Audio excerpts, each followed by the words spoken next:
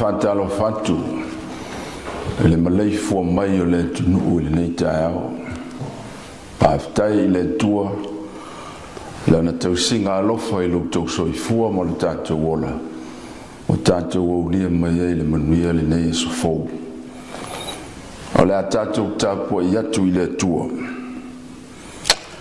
e au ina tu le li lo na to o malosi mai siona fai taulanga ma le loto le nuo tangata i le aso lo malosi e mai le manava o le vaveo e iate o e le sau o lo tau le lea e o tatou talo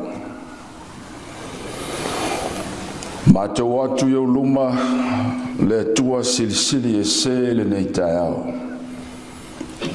a le whanga e tia o matou loto o lo no o tunu o atoa o no lau tau singa lofa i pōng sa vai a o mato o atu e yosi le taulanga whawhitai lau fio o no loa lofa le mawai le atunu o Samoa fio mai a mo i mato a osi le tapua inga i lau fio fio mai loa nganga pa ia e mafuta mai mato e anga tonu ai le mato sau ni ngā whaia nei e ala il suafa manu malo Yesu Kiriso lo mato wali faola amen o le atato vi atu i le tua o le vi inga e valus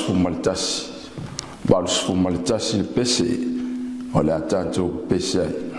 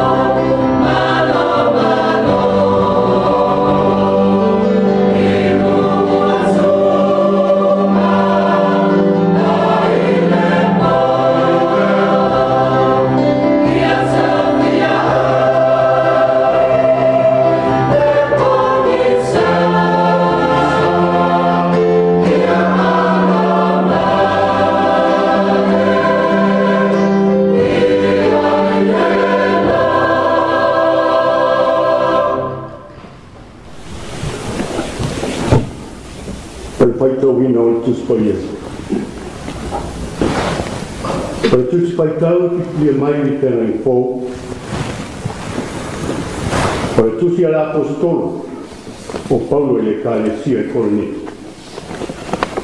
Korinito mua o lona mata uku mua na mata ono faitawina mai pau mua e whaangata e whai koe sfu.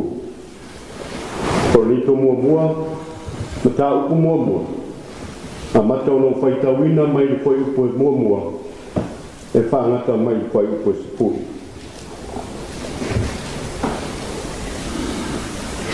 O ako Paulo o wala wina Perpina ngalo o le atua. Fai ma apostolo a Jesu Keriso. Vamos o sene le uso. O le matusi le nei le kalesia le atua o lo i Korinito. O e o whapa i eina i Keriso Jesu. O wala wina e fai matangata pa ia. Ato uma mai wala watu i le suafa o le tātou alii o Jesu Keriso i mea uma. O le lātou alii atoa malo tātou. Ia ia te o tau le alo whatunoa ma le manuia o le atua o le tātou tamaa. Ma le alii o Jesu Keriso. O te whawhetai atu i la o atua e le uma. E lea noa ono o tau. A wā o le rofa tu noa o le tua, na fō iei na mai ia te o tau ia Keriso Jesu. Ina ua whāta mawa ina ina o tau e ia i mea uma. I le upu uma lava ma le poto uma. Whapei o na whamao nia le moni mau a Keriso ia te o tau. O lea o tau le mātiki vai i se mea lofa e tas. O lo whātaritari o tau i le whaalima o tātou alii o Jesu Keriso. O ia foi na te whātuma wina o tau he o atu i le uma. Ina ia le ai se mea e whātale nai o tau i le aso o tātou alii o Jesu Keriso. E whamaoni le atua. Wa wala wino o tau e ia na ia mafuta whatasi molo nalo e Jesu Keriso lo tātou ali. Le ausoi, o te ai o iatu i atou tau le swafa o le tātou ali o Jesu Keriso. Ina ia tasi la o tau upu malaba. Ina ne iai, ni māseina i ate o tau. Ai a maa o popo lava i le roto e tasi, ma le manatu e tasi. E whamanu ia mai le tua i whaitau ina o lana pionga pa ia. Mai atu maua tope ia te ia lona lava beninga. Nei, se i o le whaavavau. Amen. O tātou tātou sama, o le tātou whaafitai, whātou e senga, o momoli atu nisi o tātou mana o i le atua.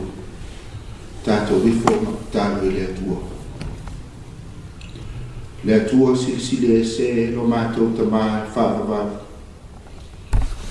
O le topo o le file mu o la o fio fōi o le mata i sau o le fōwha. Pe o ni ufi e tu topo lo mātou ala whai i whanuma le lei le nei tai a whau. Wao mātou whaalo ina lo a wai whaatasi mai mātou le nei tai a.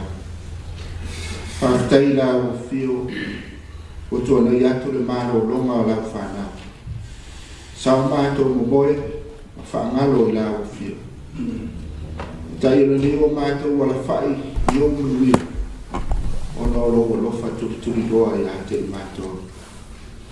La ngona e le loto whaatai, ma le whaana e tia. A wao mea sili wa e sao nia i le soifua, ma le olo o lo watunu. Pea mo mātou tamata. Mātou whaafitai la o fio. Le nawa yaso walu atu. Fe au malawa singa sa fe mai ai sa moa. Le tamata malana sa fe mai ai. Le atuae. Whaafitai tele lau kule wha maanu manu. maluti ai le soifua ma le ola o tangata. Manuia whaiva ma lava sina. O le ananga lava e whaafoi le vi inga o lawa fio. Awawa e whaia me sili le soifua ma le ola. Mātou whaafetai i lawa fio le ali e. I manuia o vai e o mātou mata. O no lo whaatasi mai le nei atu no. I lau whainga mā lo, ma o nā ati nai. Ma manuia o mātou maua e o mātou tangatanu. Le atua whaafetai tele i lawa fio. I lau whaasoa le lei, ma mea lofa wa e au me. Bo i mātou i le aso ma le aso. Mātou whaafetai fo i le ali e. Ua tua nai, futia, ma whaingata. Ua mātou vai o wala mailo ta mao a inga malong manuia ia i mātou. Whaafetai tele le atua i lo whaatasi mai le nei atu no. O i lawa i lo mātou sori whaawai. Mo mātou le muni muni i o wala. A mātou whaafetai i lau fio le ali e. E whaia lawa mea siri mo i mātou. Mātou whaafetai i lau fio i tā leni. Mā ngawaa wa e fo ina mo i mātou. Wale ati na ina o le nei atu nuu vai ma le whaata wa a le ali e. O mea lofa ia wa e au maia mo mātou tamata le ali e. Ua mawhaia i ono mātou. Fesoa soani le ati na ina o le nei atu nuu vai. Mātou te talo ma whaafetai i lau fio. A wana le se noa lau fio e le lawa se mea mātou te mawhaia. Mātou te whaafetai fo i lau fio le ali e. Ona o le ngā ruenga whaawau lau e kāle sia. Lau maina, matala ina pēa lau tala le lei. I tulu inga uma o le larolangi. Ma ia whaamanatu pēa i o mātou tamata o lo soifua lau fio e whaavavau. O lau fio o le tupu o le alii o le. O le ona le mana ma le malosi o malawa le alii e ro mātou tua. Mātou whaafetai fo i lau fio. Ono le nei au nanga. A lau TV ua mawhai ai. O na whaawa o pēha mātou tāpoe. Ma whaamanatu e pēha ro mātou o tunuu. Le tā ua o le ola tāpoe. Ma mafuta atu i lau fio le alii e. E le au noa. Mātou whaafetai lau tusipa ia. Mātou whaitawina i le aso ma le aso. Whai lea masulu i o mātou vai ma malama lama i o mātou wala. Whamanatu ia i mātou upo le ola. E whaatonu tonu fo lau ai la mātou sawa ringa o whaia lei le i ero mātou tamā. Mātou whaafetai fo i lau fio. Ono le ngā ruenga ma mana roa ngā pa ia. Tau tō rua ina pēa le vai ma le whāta wā. Ma whesoa soani ia i mātou i teimi mātou te vai ai le iero mātou tua. Siri na mātou whawhetai le nei tai au. O le tōgi o la siri na sau nia e lau fio Jesu Kirisu. E ala le wha o le tanga mo le larolangi a na sau. E lau fio pero lava vi inga se ia o lava i le whāgawā. Le atua mi o tō rua. E tonu lava masa o lau whaamsinonga i o mātou ola. O i mātou e tū mau pealo mātou pi o pā. Ma lo mātou whaata mala i o mātou ola. O mātou whaatonga i le lea fiafi. O mātou parusia au le la au i lau fio le li. Ia lofa mai. Ia moa lava so mātou wawa noe ala i loa lofa tū noa le li. A wā ngasala lava i mātou. I o mātou winga. O anga maamionga wa letu sai lau whaafonga le li. Whaamangalo i mātou. I lo mātou vai e mafuta atu i lau fio. Mo mātou le sa ili lau fio ma lau ami o tonu. Ma mea umai te tau no mātou sa ili ai so se teimi. A o pangala wa le li. O mātou whaamoe pēa i lo mātou marosi. Ma lo mātou watamai. Mātou te talo. O mātou whātou ese, ma o mātou whaaololo ma au i lau fio. Se e alofa mai, ma wha ma ngalo sa moa, mo mātou tangata teito tasi. I whainga uma i le aso ma le aso. A wā o mātou roa le rie, mātou te whaasata o ina pēa lau o fio. Ia mātou wāmionga e whai i le aso ma le aso. mātou te talo i le nei tai au, alofa ngia i mātou. Mai e hawa o mai a mātou. Ina i o mātou loa o mātou salabo ma le whamau. I o mātou furitua le leanga, ai whasanga atu e whaia lo fina ngalo le ali ie lo mātou te mā. O la mātou te talo, le ali ie, le atua lo mātou te mā. O la o fio e mali ai mea le uma, e te tani mai ai mo mātou. Alofa mai la mātou i whonga i le nei tai au. Se e whamanuia i a Samoa. Mai lava i ona tumutumu, se i au o lava i a mātou whanau lalo wao. Ia e whamanuia i le mālosi i le tino, mā whau pa le nganga. Ia iai pea le tō whawha le atua e taita ina ilo mātou o tunu. E manuia i mea uma, ma le luma na i le anga i luma. Mātou te talo le li e mātou manatua, le tāpua inga na i o mātou ta māma tina mātutua i tu tono a inga, tono mauta malao.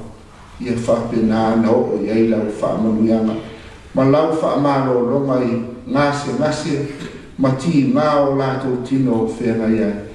Ia maua pēr i lātou le fia e te talo, mō le manuia o Samoa le ali i lo mātou o tua. Mātou te talo fo i le ali i. Ia e whamanuia i lo mātou mālo. Ma iona taitai, ma vaenga ese a wale atina ina o le nei atuno. Ia e whapena, o na maua i lātou le tō wha alofa. E tutusa o mai te mata umai la lātou whamisinonga, ma la lātou ngā ruenga o whai. Ina ia awa lawane tia ia se tasi. A ia whapena na tofu sia i manuia uma. E whina ngalo ia i lau fio le ali e. Mātou te tālu fōi. O mātou wala au i lau fio. Alofa mia le ngā ruenga wha au lau e kāle sia. Fita i tunga iai, le au whai ngā ruenga ma o lātou whalitua o tala whaauto i tolu inga uma o le lalolangi. Ia whapena me iai manuia o lau fio. Ma o la lātou tō wha le atua, ma le tō wha lanu maavea, a wale sa i dinga o nganga ma o le malo o lau fio. Mātou te tāna fōi, o mātou manatua le nei au nanga lau TV. Ia maua pēr o lātou fia e tau tua, ma o mei ala i le whaasala lauina o whai ngā lotu ma tāpua inga. E na ia so utu pēr logo lofa i tamata teito tasi. Mātou te manatua i le tau si ngā lofa lau fio ia te mātou malawa. Mātou te tāna fo i e whamanuia i whanau o Samoa.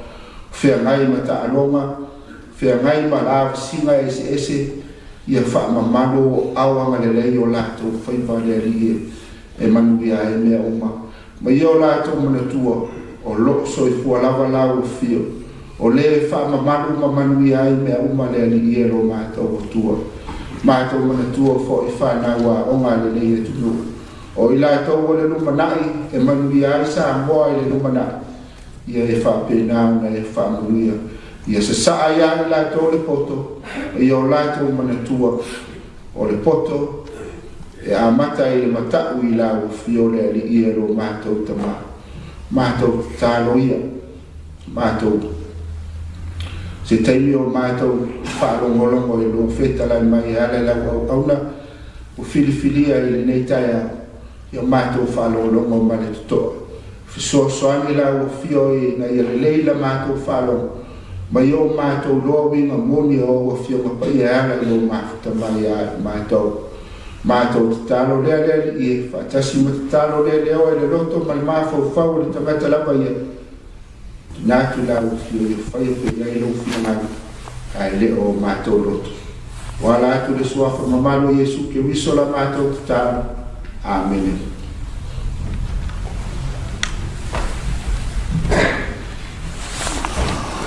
Asina upu whala e au mo i tātou. Dai te nai le savalinga a le tunu i le nei tai au. O fia whao ngā ina le au tū o le nei vai aso. E ona iai le tusi whai te waso le kālesia. Lo wape mai savalinga i a tasi. walking in unity, walking in oneness. O lea ua outou le matitiva ai se mea alofa e tasi. Ua taua mai outou ia te au e sakelo e. Ua ia te outou misa. Mua koronito a lona fai upo e fitu. Ta mua fai upo e fitu. Ma le fai upo e sfutasi. Tau te le matitiva i se mea alofa. Ua longo mai a te au loutou taua i misa.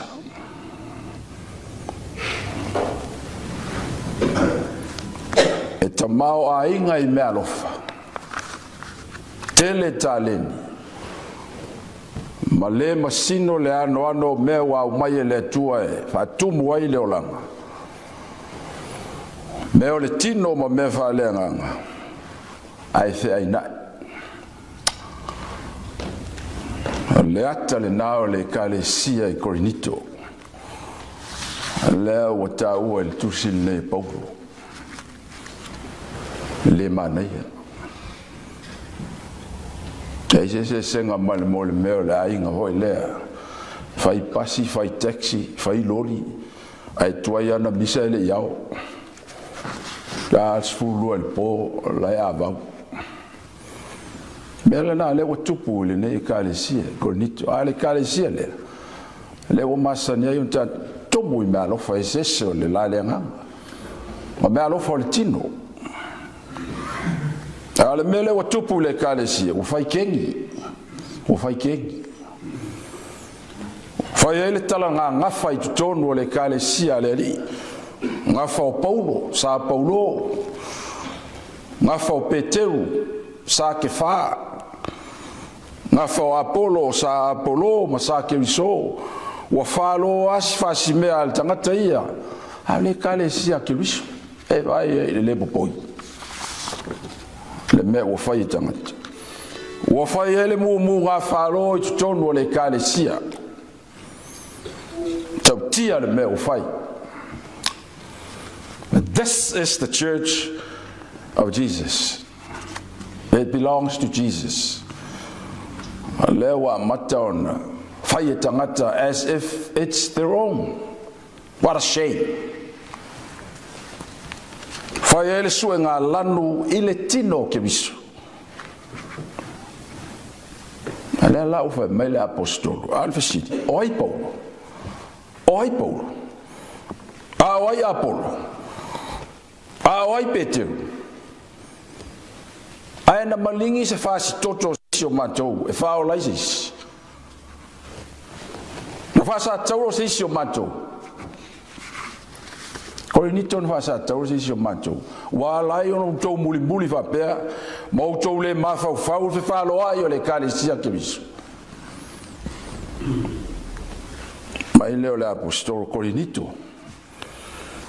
A fonga le mai o tau. O te le ia luatu ia te o tau. E fa ofo o tau so poto ma so wata mai. Ele me nganga o wakwai. Pe fa ofo o tau se le leo sa ulaunga. Le ai. Ina yo toto sina mai ai a Paulo. Ele ai, ele me la no watu ai. Tas ya le me na lai no watu ya te Korinito. Ole sa tauro le kiriso. Full stop. Awale le me ngale no watu. Ele se fa linga o Paulo, ele se fa linga o Apolo, o se fa linga o Peteu. Ole sa tauro kiriso. The cross of Jesus. Full stop. The central message of the gospel, says Paul. It has nothing to do with us human beings. Mai lo leo Paulo. Eu soe. O te ai o yatu ya te o tau. Ile suafa o tatou o li o Yesu Keriso. Ea. Ia tasi lau tau. I beg you to have one voice, the cross. Galeup, o le sa tauro Keriso. Ona le ailo leo ni ma senga ia te utou. Ma mawai mo lo tau mau poponga. See?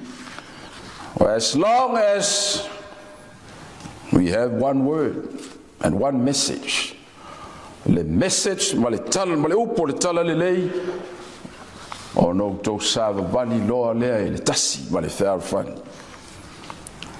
Sa mo le tunu o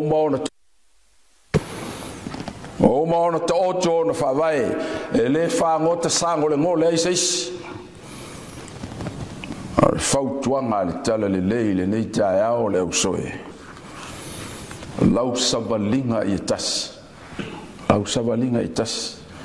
O le mele sa mo e miti ai o tātou tuana, lai o na lātou tū le tū.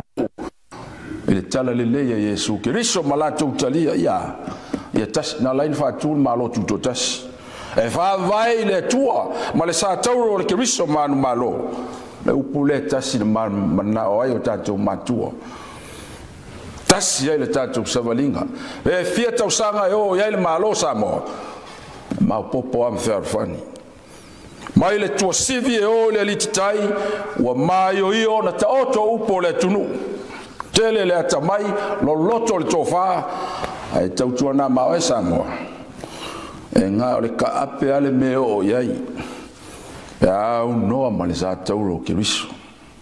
Ka ape. Au la sa tauro ke riso. O le loto maulalo, o le anga malu, o le fetau siai, o le fealo lo fai, o le fealo fani, o le feo iai, o le felango lago mai, o le oli, o le file mu, o le amana ia leisi, o le fa maoni, ma le ami o tonu, ma le ano isi ma o mea o le tala lelei ua uma o na tātou iloa. Lo le, se ma se iso ia se kalpi pelo se. Lo ia. E ke loa kuai o le a linga o ngei whaamtalanga e whai mai. Ma fōlinga e pei ai mo i mea e whai mai. Ke loa ma mawa kuai o le pepelo ma le kuru. E leisi toi na o le matunu. Ngā mea le ngu o mōlia le whai whangaia. Ma singo le le ngu. Ngā e whai ani le whangaia. Whai mai. Au sunga e le ai. Tamai le ai. Ua fiu le ngu e whamsi. Kali ai le ai. O mai lor kua le ngu whaku lor kua. Soli. Sei kali mai fasili. A kongi le whangaia. O le ali li mai whanga. Amerika la le uso tama e kongi le kamukau. Amerika la le kua. Se fulu au makua. Se lau mau whalawa. E ke fiu ai pepelo. E loa kua i uforinga molongu. Sa mo sa ungi fia le aso tai ao. Ia manuia lau savalinga i le nei aso. Whapea hoi maleanga i atu i le unga o le nei tausanga. Ia taitai tātou le file mua ki risu. Malona sa tauro. O na maua le i tātou. O le manuia ma ia teia. Ma ia teia pēlo na vi inga e whaavavau. Whaavavau lava. Amen. Pese iwa sutasi o le tātou pese ai.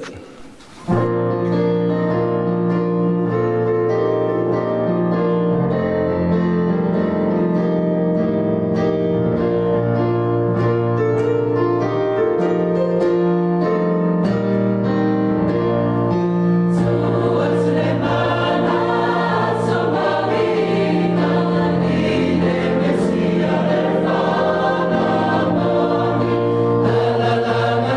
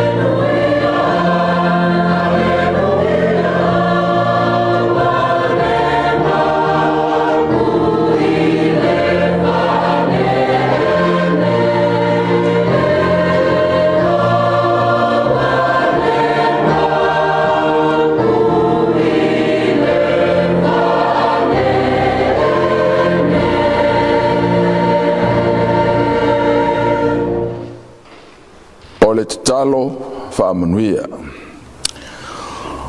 Mātou o le atu le tua, e ia e taitaina le savalinga alo o tunu ili ne yasu. Whano no manu pea ilo walofa, e sao mauli ai a mātou whi au fuafua, o le ne yaso se ia una po. O le manuia ma le file mua la au fio le tua le tama, le tua le alo ma le tua le nganga sa, ia ilunga i mātou uma malo o tunu antoa, nei maso uma e o il whaavavau lava. Amen.